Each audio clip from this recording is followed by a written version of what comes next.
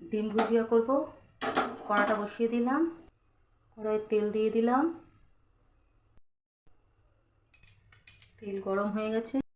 এর জন্য পেঁয়াজ ছেড়ে দিলাম।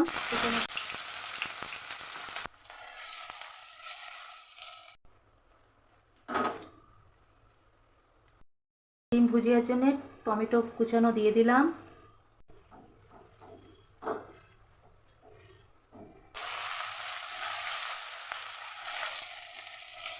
স্বাদ মতো নুন দিয়ে দিলাম,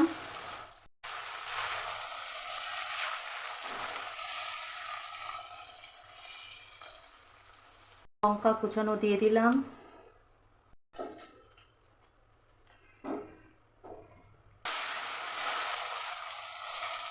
ক্যাপসিকাম কুচানো দিয়ে দিলাম, একটু নাড়িয়ে দিতে হবে।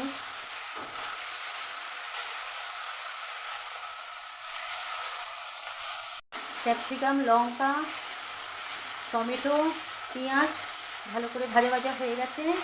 এই পর্যায়ে আমি ডিমটাকে দিয়ে দেবো। 4টে ডিম আগে থেকে ফাটিয়ে রেখেছিলাম, দিয়ে দিলাম।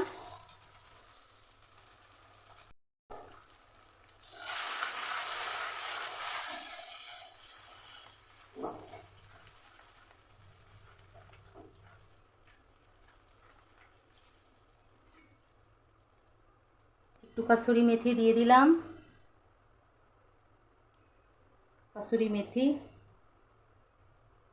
এবার সবগুলো একসাথে মিশিয়ে দিলাম।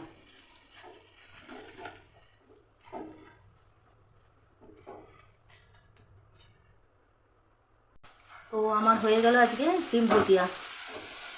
গ্যাস বন্ধ করে দিলাম।